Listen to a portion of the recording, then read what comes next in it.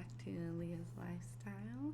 Day number 2 on reading The Highly Sensitive Person in our book club.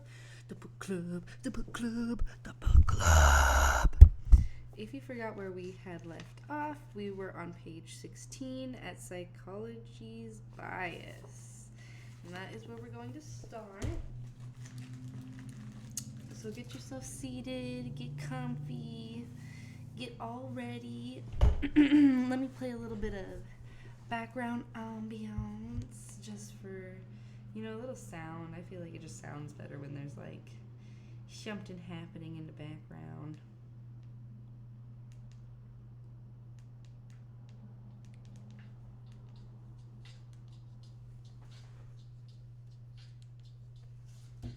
There we go. Okay. Lean back just a bit. Ta-da. I'm comfy. You comfy.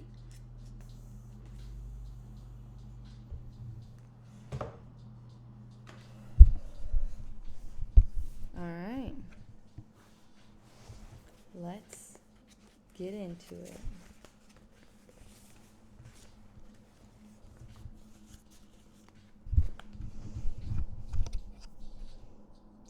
Psychological research is gaining valuable insights about people, and much of this book is based on those findings.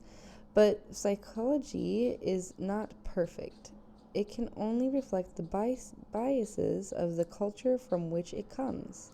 I could give examples after example of research in psychology that reflects a bias that people I call HSPs are less happy and less mentally healthy, even less creative and intelligent. The first two are definitely not true. However, I will save these examples for reducicating my colleagues. Just be careful about accepting labels for yourself, such as inhibited, introverted, or shy. Inhibited, introverted, or shy. As we move on, you'll understand why each of these mislabels you. In general, they miss the essence of the trait and give it a negative tone. For example, research has found that most people, quite wrongly, associate introversion with poor mental health. When HSPs identify with these labels, their confidence drops lower, and their arousal increases in situations in which people thus labeled are expected to be awkward. It helps to know that in cultures in which the trait is more valued, such as Japan, Sweden, China, the research takes on a different tone. For example, Japanese psychologists seem to expect their sensitive subjects to perform better, and they do. When studying stress, Japanese psychologists see more flaws in the way that the non-sensitive cope. There is no point in blaming our culture's psychology or its well-meaning research. However, they are doing their best. Royal advisors and warrior kings. For better and worse, the world is increasingly under the control of aggressive cultures, those that like to look outward, to expand, to compete, and win. This is because when cultures come in contact, the more aggressive ones naturally tend to take over. How did we get into this situation? For most of the world, it began on the steppes of Asia, where the Indo-European culture was born. Those horse-riding nomads survived by expanding their herds of horses and cattle, mainly by settling the herds and land of others. They entered Europe about 7,000 years ago, reaching the Middle East and South Asia a little later. Before their arrival, there was little or no warfare, slavery, monarchy, or domination of one class by another. The newcomers made serfs or slaves out of the people they found. The ones without horses built walled cities where there had been peaceful settlements, and set out to expand into larger kingdoms or empires through war or trade. The most long-lasting, happy Indo-European cultures have always used two classes to govern themselves: the warrior kings, balanced by their royal or pristinely advisors. And Indo-European cultures have done well for themselves. Half of the world speaks in Indo-European languages, which means they cannot help but think in an Indo-European way. Expansion, freedom, and fame are good. Those are the values of the warrior kings. For aggressive societies to survive, however, they always need that priest-judge advisor class as well. This class balances the kings and warriors, as the U.S. Supreme Court balances the president and his armed forces. It is a more thoughtful group, often acting to check the impulses of the warrior kings. Since the advisor class often proves right, its members are respected as counselors, historians, teachers, scholars, and the upholders of justice. They have the foresight, for example, to look out to the well-being of those common folks on whom the society depends, those who grow the food and raise the children. They warn against hasty wars and bad use of the land. In short, a strong royal advisor class insists on stopping and thinking, and it tries, I think with growing success in modern times, to direct the wonderful, expansive energy of their society away from the aggression and domination. Better to use that energy for creative inventions, exploration, and protection of the planet and the powerless. HSPs tend to fill the advisor role. We are the writers, historians, philosophers, judges, artists, researchers, theologians, therapists, teachers, parents, and plain conscious citizens. What we bring to any of these roles is tendency to think about all the possible effects of an idea. Often we have to make ourselves unpopular by stopping the majority from rushing ahead. Thus, to perform our role well, we have to feel very good about ourselves. We have to ignore all the messages from the warriors that we are not as good as they are. The warriors have their bold style, which has its value, but we too have our style and our important contributions to make. The case of Charlie's. Charlie's was one of the few HSPs I've interviewed who had known he was sensitive his whole life and always saw it as a good thing. His unusual childhood and its consequences are fine demonstrations of the importance of self-esteem and of the effects of one's culture. Charles it's Charles.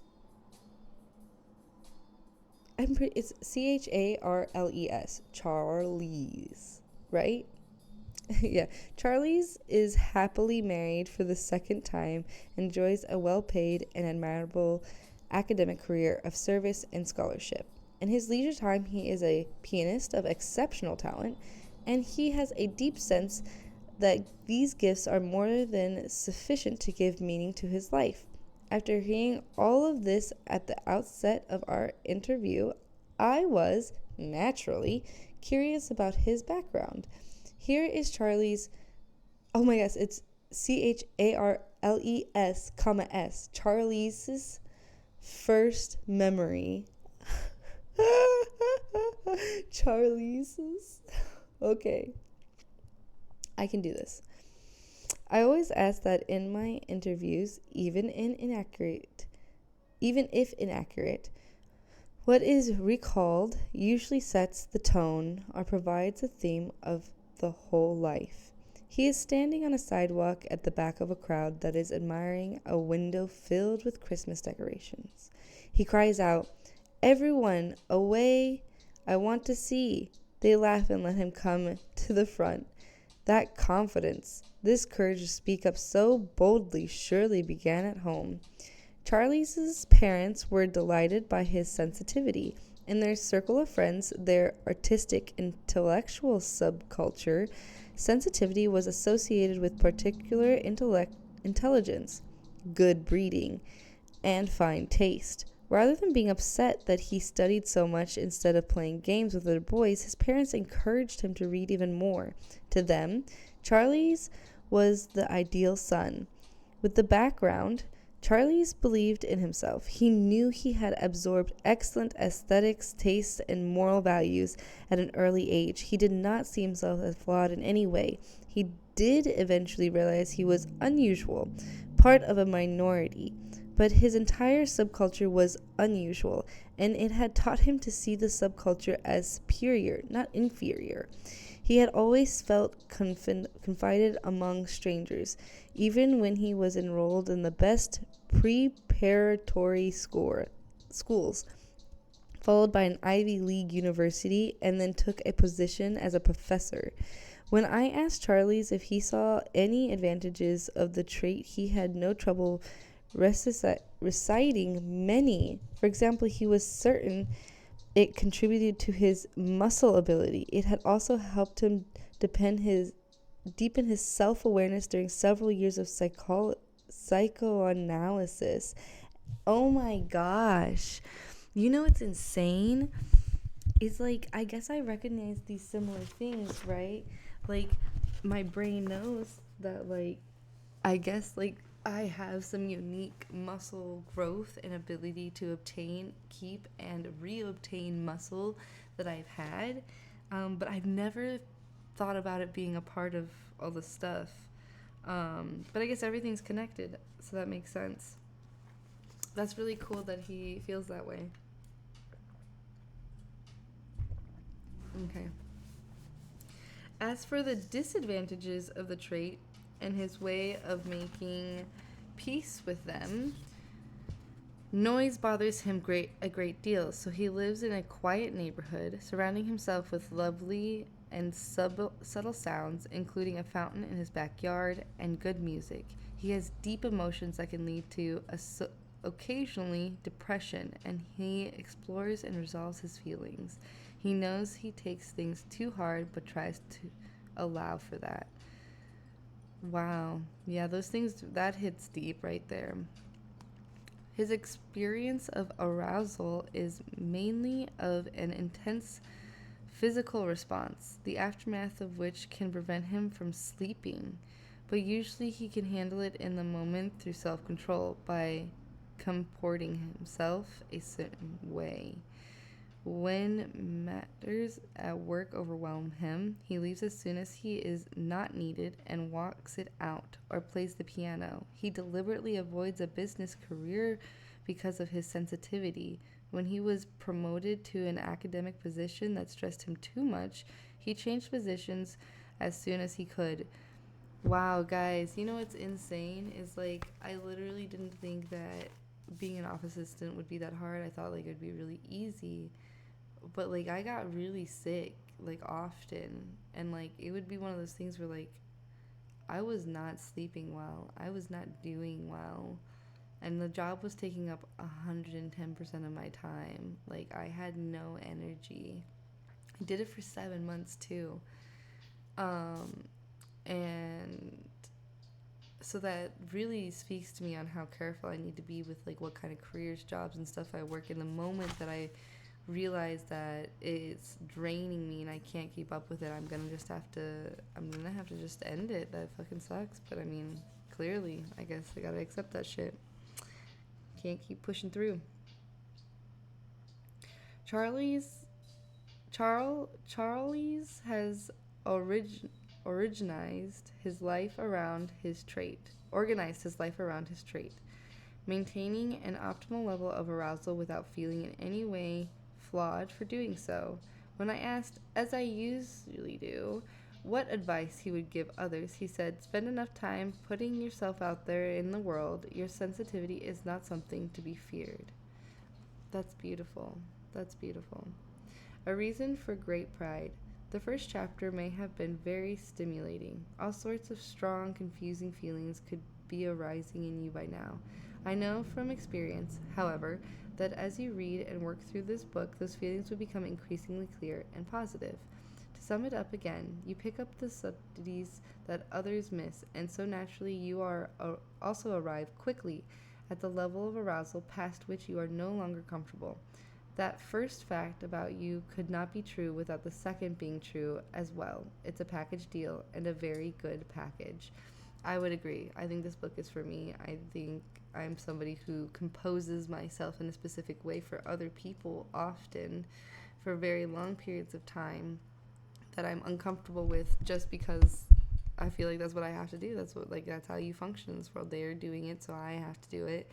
But they're not doing it, and I forget about that shit. So, like, people aren't like me. I'm not like everyone else. I am like everyone else, but I'm not, right? I gotta figure out my little things and not rely on other people and how they present as being the same, which can be difficult. It's also important that you keep in mind that this book is about both your personal innate physical trait and also about your frequently unappreciated social importance. You were born to be among the advisors and thinkers, the spiritual and the moral leaders of your society. There is every reason for pride. Oof. Yeah, that's beautiful. Working with what you have learned, reframing your reactions to change. At the end, this is really loud.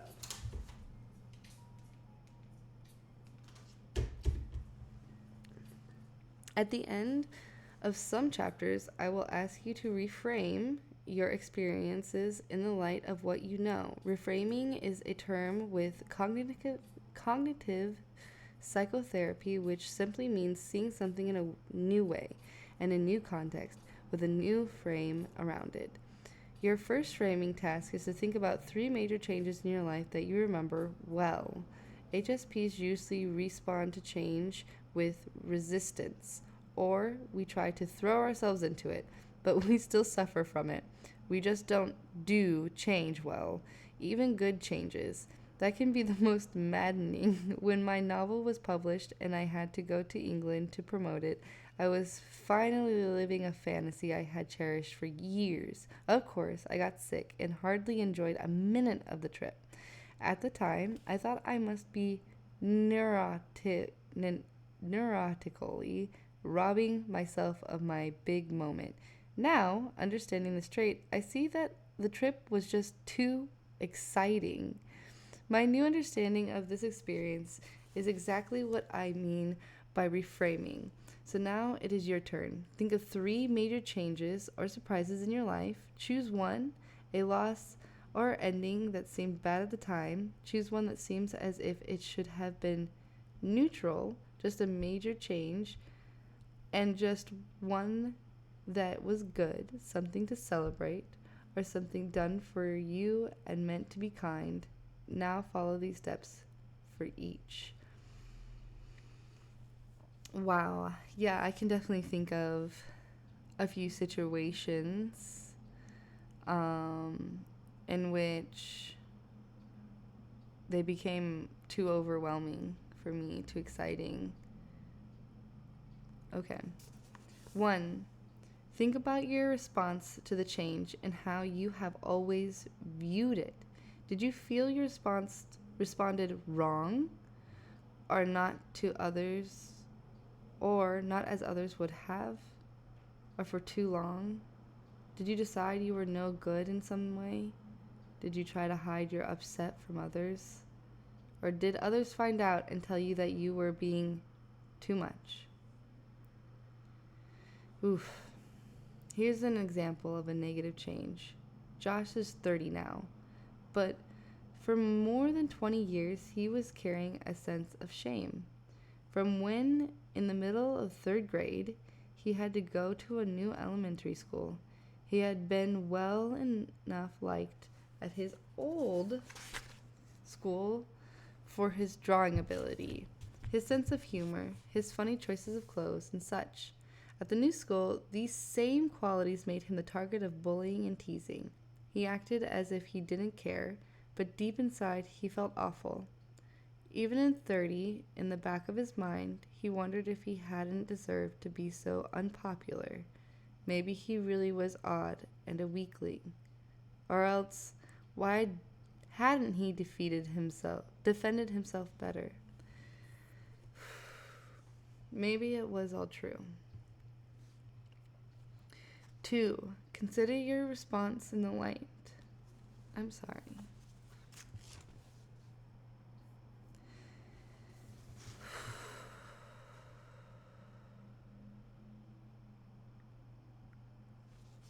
The first one kind of hit me a little harder than I was expecting for that, too.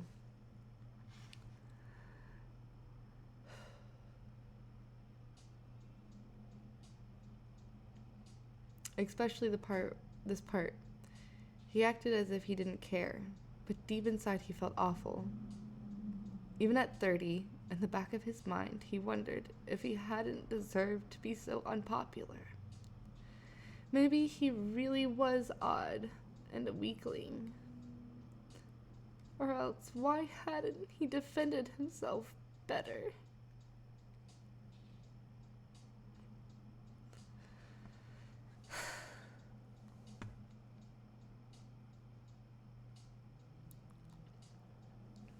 That's really rough.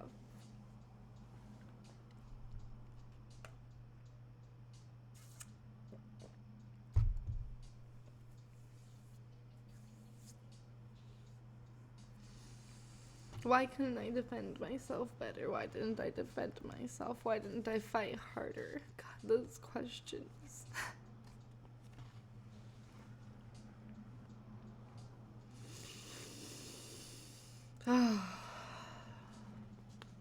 Number 2. Consider your response in the light of what you know now about how your body automatically operates. In the case of Josh, I would say that he was highly aroused during those first weeks at the new school. It must have been difficult to think of clever kid stuff to say, to succeed in the games and classroom tasks by which other children judge a new student. The bullies saw him as an easy target who could make them appear tougher.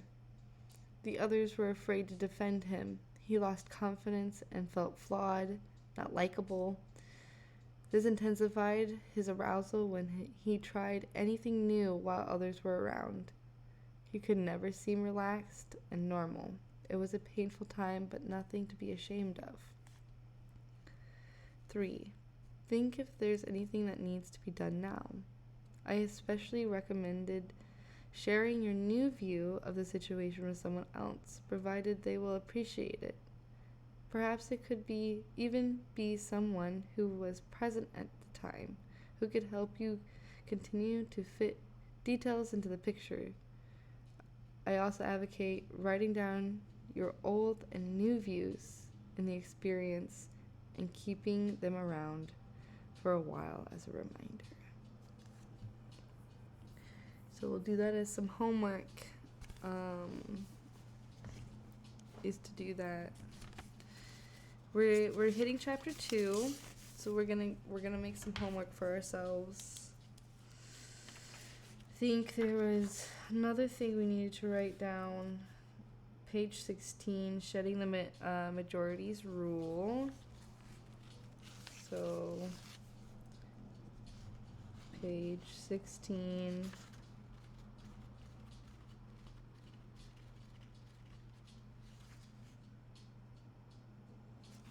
'21, 22 questions. Okay. And now we get to go to chapter 2. Yay! Okay, bitches. How long is number 2? Let's see. I don't know why, but it makes me feel good to be able to see how far I need to go. Alright. Chapter 2, right there. Say it's similar-ish.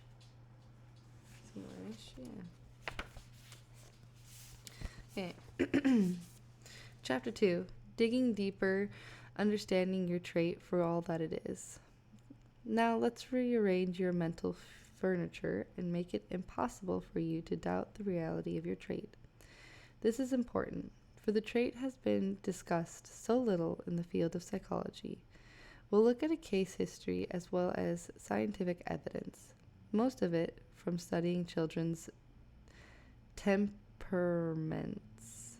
Wow, never seen that word typed out. which makes it all the more fitting. The case history is a tale of two children. Observing Rob and Rebecca. About the time I began studying high sensitivity, a close friend gave birth to twins, a boy, Rob, and a girl, Rebecca. From the first day, one could sense a difference between them, and I understood exactly what it was. The scientist in me was delighted. Not only would I watch a highly sensitive child growing up, but Rob came with his own control group. Our comparison, his sister, Rebecca, born into exactly the same environment. A particular benefit of knowing Rob from birth was that it dispelled any doubts I had about the trait being inheritable. While it was true that he and his sister were also treated differently, from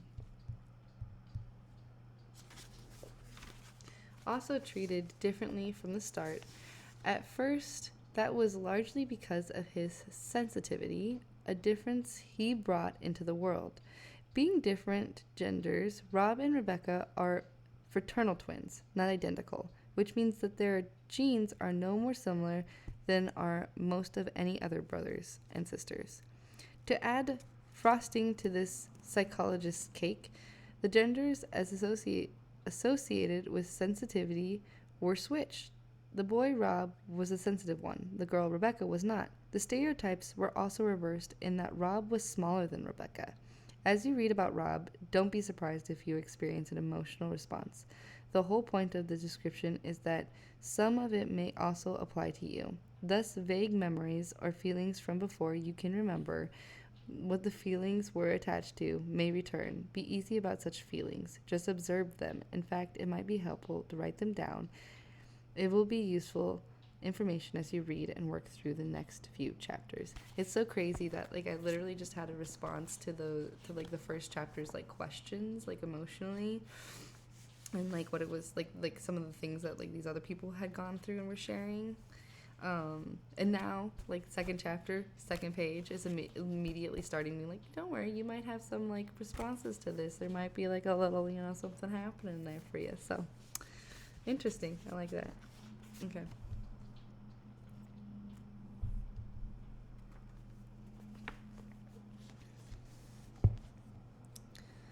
Sleep troubles. In the first few days after Rob and Rebecca were born, the difference in temperament were greatest when the infants were tired. Rebecca would fall asleep easily and not wake up, especially as a result of some change, visitors, travel. Rob would stay awake and cry, which would mean that mom or dad would have to walk, rock, sing, and pat him, trying to bring him to a peaceful state.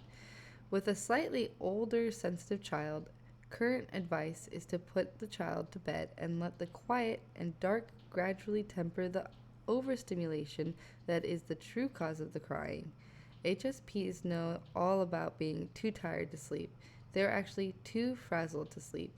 Leaving a newborn to scream for an hour, however, is more than most parents can bear, probably because it is not really very wise to do so. A newborn is usually best soothed by motion.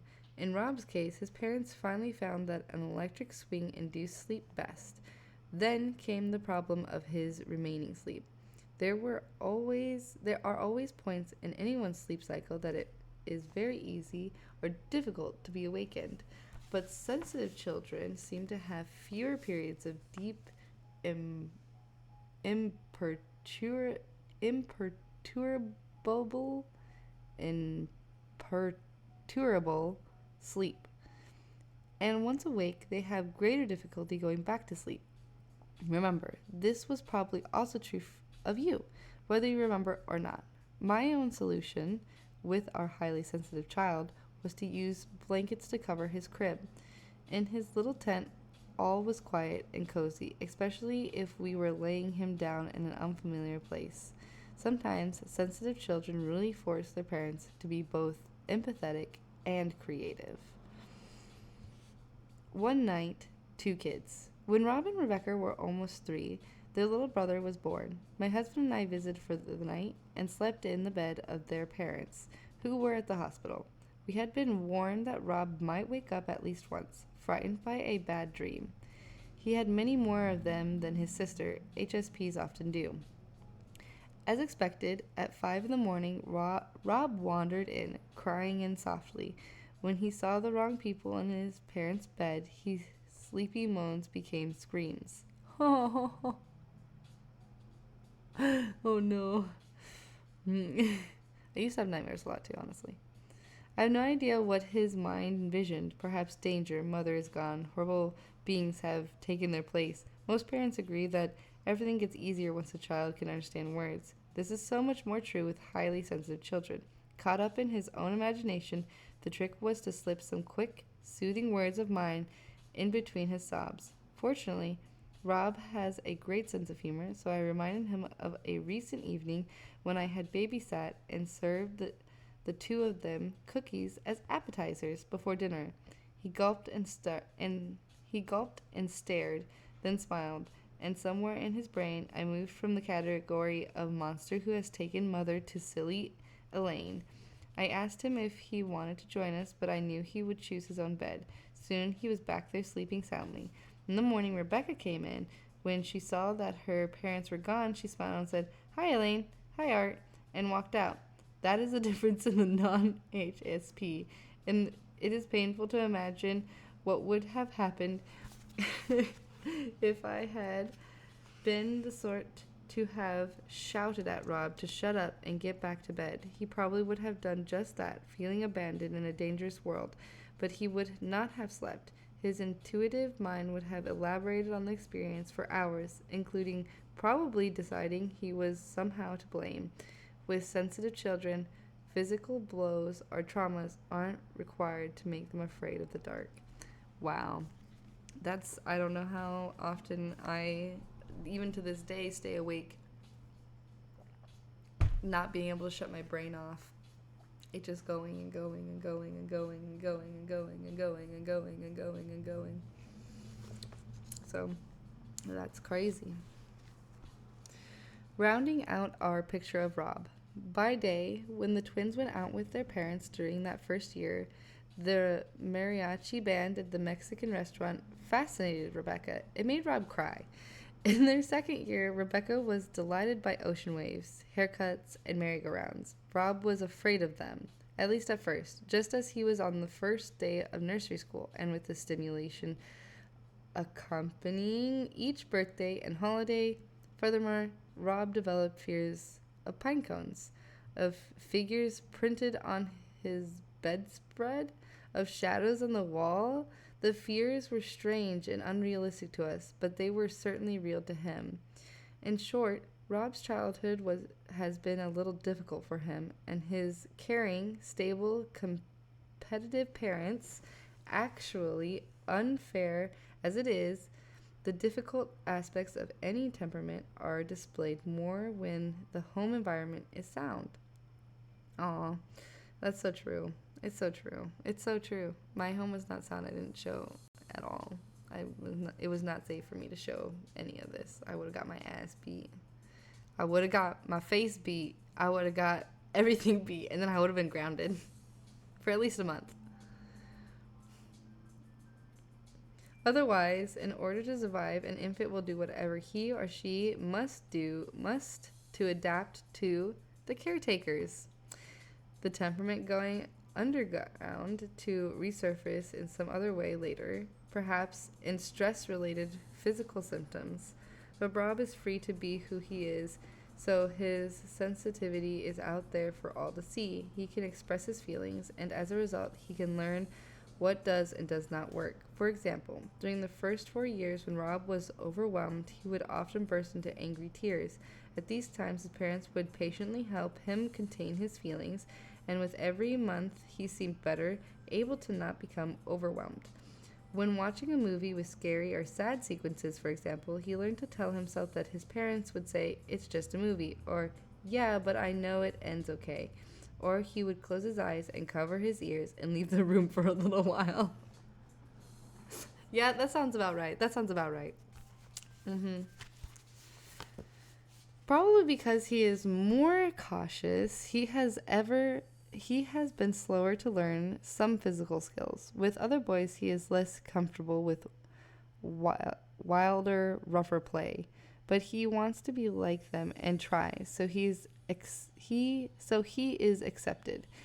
And thanks to careful attention to his adjustment, thus far he likes school a great deal. There are some other points about Rob that are not surprising, given his traits. He has an extraordinary imagination. He is drawn to everything artistic, especially music, true for many HSPs. He is funny and a great ham when he feels at home with his audience. Wait, he is funny and a great ham? I don't know, what does he mean by ham? Okay. Since he was 3, he has thought like a lawyer, quick to notice fine points and make subtle distinctions. He is concerned about the suffering of others and polite, kind, and considerate, except perhaps when he is overcome by too much stimulation. His sister, meanwhile, has her own numerous virtues. One is that she is a steady sort, the anchor in her brother's life. What makes Rob and Rebecca so very different from each other? What makes you answer yes to so many items on the self-test at the beginning of this book when most people would not? You attacking us, bro? I know it's different. You didn't need to ask the question and then attack me. You asked the question, okay? Not me. You are truly a different breed. Jerome Kagan, a psychologist at Harvard, has devoted much of his care to the study of his trait. For him, it's as observable a difference as hair or eye color. Of course, he calls it other names. Inhibitedness, shyness, or timidity. I don't know how to say that word. Inhibitedness? Okay. Shy or intimidity. What is wrong with me right now? Speak, bitch. Words, motherfucker. All right. Try again. Let's try again. Timidity or timidity. Timidity. Timidity. Timidity. Timidity. Timidity. Timidity. Timidity. Being timid. Timidity. Timid.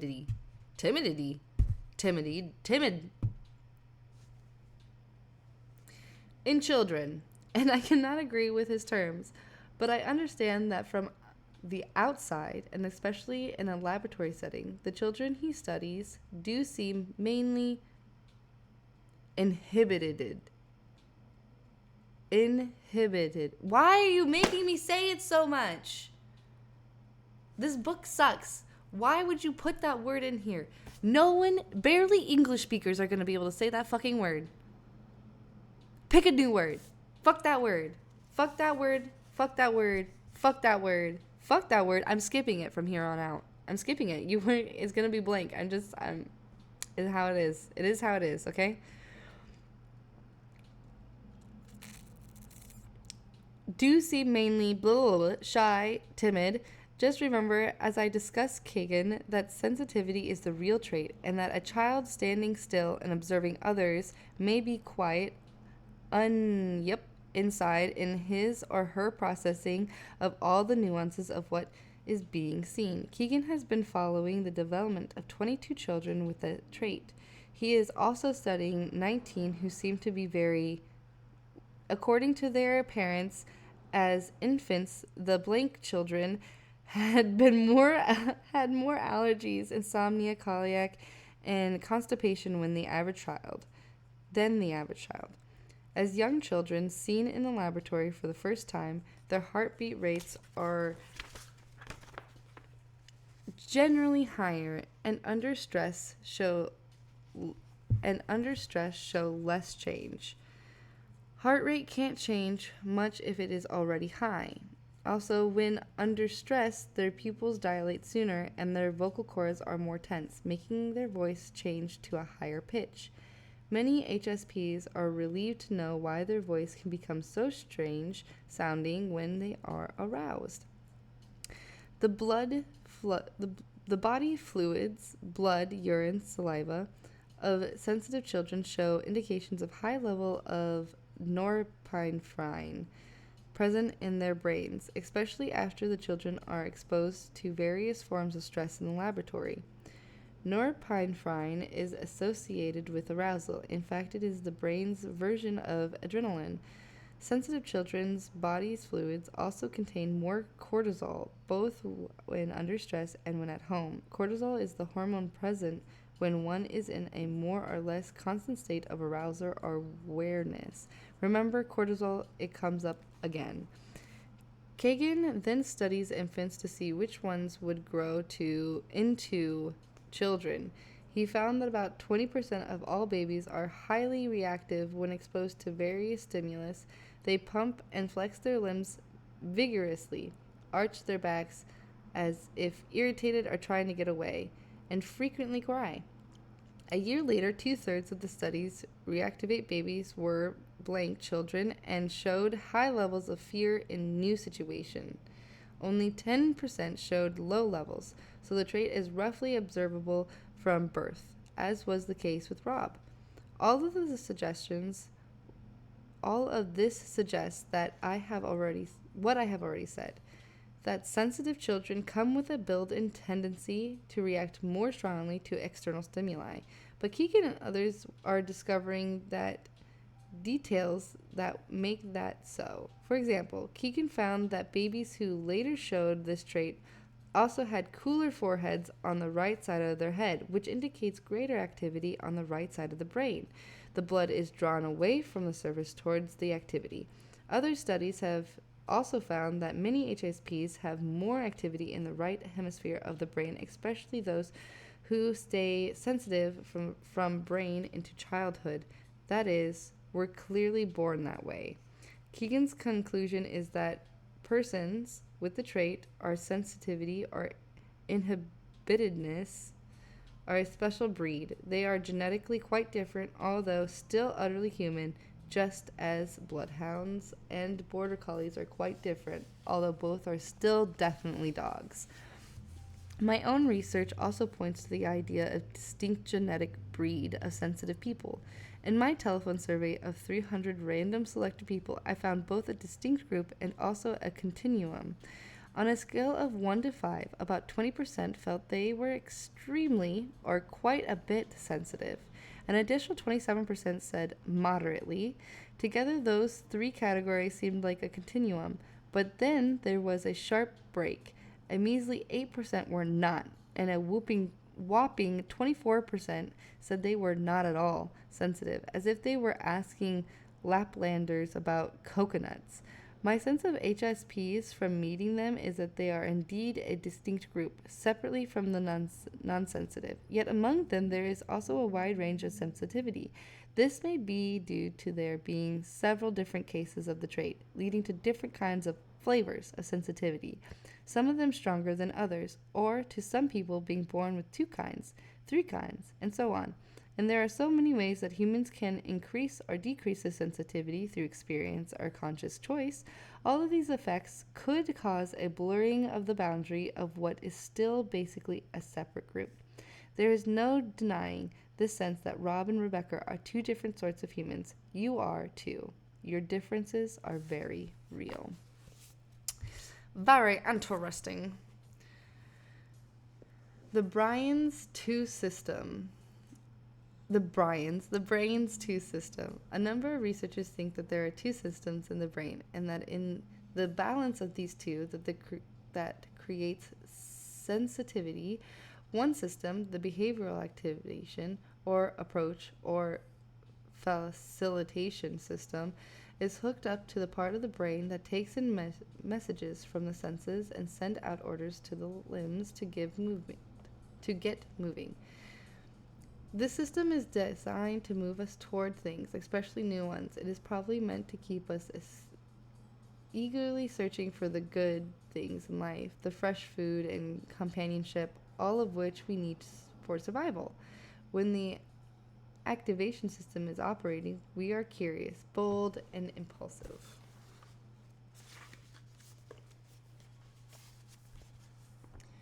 The other system is called the behavior inhibition inhibition, or withdrawal, or avoidance system. You can already tell by the name which is the good one according to our culture. The system is said to move us away from things, making us attentive to dangers. It makes us alert, cautious, and watchful for signs. Not surprisingly, this system is hooked up to all the parts of the brain Kikin noted to be more active in the whatever children. But what does the system really do? It takes in everything about a situation and then automatically compares the present to what has been normal and usual in the past and what should be expected in the future. If there is a mismatch, the system makes us stop and wait until we understand the new circumstance. To me, this is a very significant part of being intelligent, so I prefer to give it a more positive name, the automatic pause to check system. But now consider how one might have a more active pause to check system. Imagine Rob and Rebecca coming to school one morning. Rebecca sees the same classroom, teacher, and children as were there yesterday. She runs off to play. Rob notices that the teacher is in a bad mood. One of the children is looking angry, and some bags in the corner that were not there before. Rob hesitates and may decide that there is a reason for caution.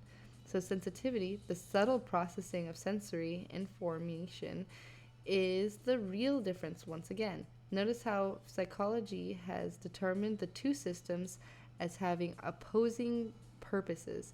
How like the opposition I described in the last chapter between the Warrior King class and the Royals Advisor class. This two-system explanation of sensitivity also suggests two different types of HSPs. Some might have only an average strength pause to check system, but an activation system that is even weaker. This kind of HSP might be very calm, quiet, and content with a simple life. It's as if the royal advisors are monks who rule the whole country person. Another kind of HSP could potentially have an even stronger pause to check system, but an avocation system that is also very strong, just not quite as strong. This kind of HSP would be both very curious and very cautious, bold yet anxious, easily bored yet easily over-aroused. The optimal level of arousal is a narrow range. One could say there is a constant power struggle between the advisor and the impulsive, expansive warrior within the person. I think Rob is this type. Other young children, however, are described as so quiet and uncurious that they are in danger of being ignored and neglected. What type are you? Does your pause to check advisor system rule alone? Think to a quiet activator, warrior king system. That is, is it easy for you to be content with a quiet life? Or are the two branches that govern you in constant conflict? That is, do you always want to be trying new things even if you know that afterward you will be exhausted? Damn, I think it's the second one. Yeah, more in conflict and stuff, for sure.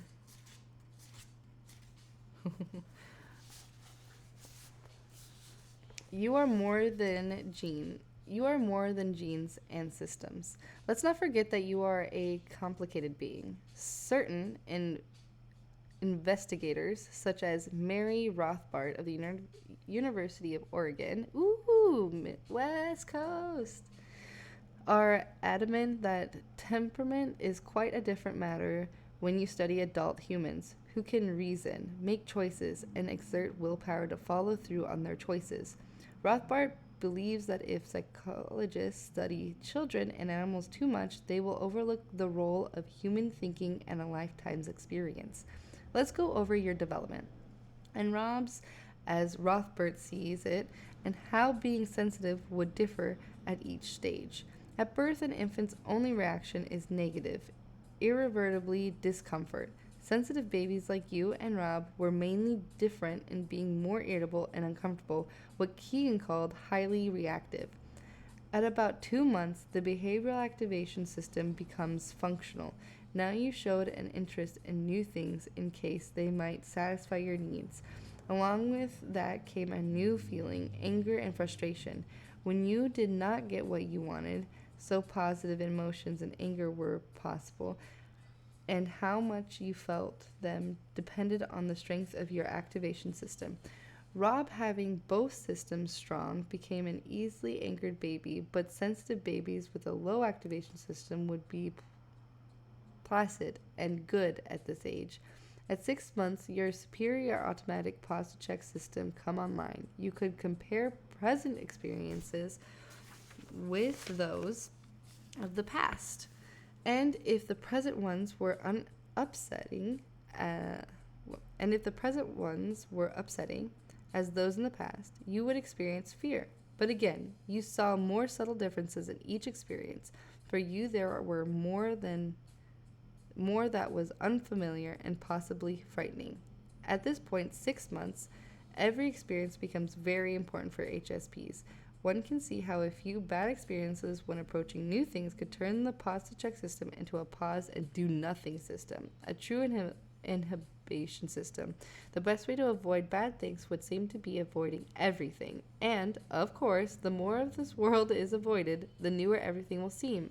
Imagine how frightening the world could have seemed to you. Finally, around 10 months, you begin to develop the ability to shift your attention, to decide how to experience something, or to stop a behavior. Only at this point could you start to handle conflicts between the two systems. A conflict would be, I want to try that, but it seems too strange. At 10 months, we might not use those words, but that would be the idea. But now you could make some choices about which emotions to obey. One could almost see Rob doing it. Okay, it's unfamiliar, but I'll go ahead anyways. You probably had favorite methods of overriding the pause to check system if it showed you too long or often. You might have had been too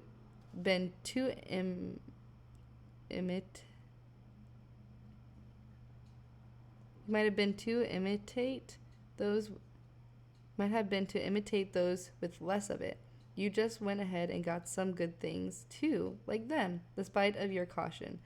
Another might have been the recategorization of the stimulation to make it familiar. The growling wolf in the movie is just a big dog, but most of your help probably comes from others who wanted you to feel safe, not afraid.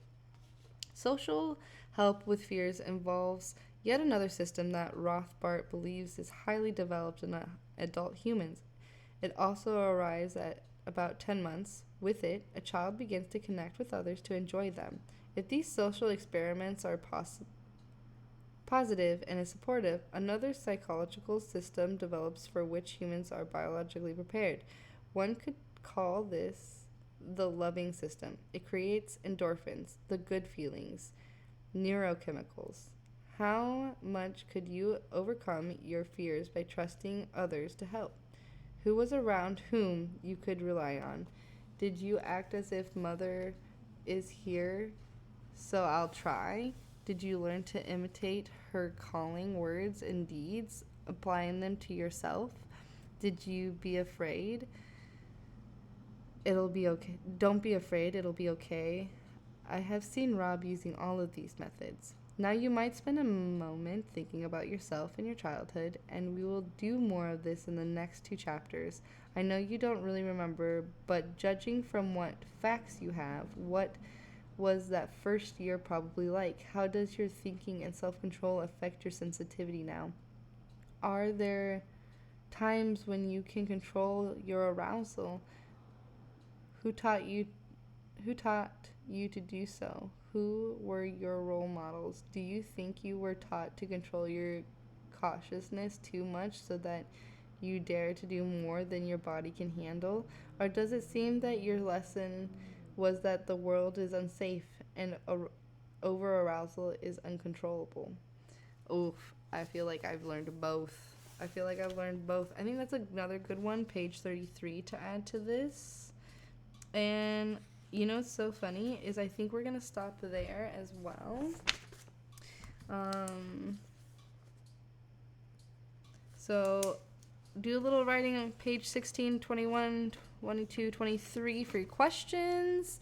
And we'll be back here tomorrow, 1 p.m. Pacific Standard Time. Don't forget to like, share, subscribe, and comment. Maybe answer some of those questions down below, and let's get some stuff going together. If I see some people typing down there, you can look and find my comment. I'll share what I came up with. I hope you have a wonderful day, and we'll see you soon. Bye!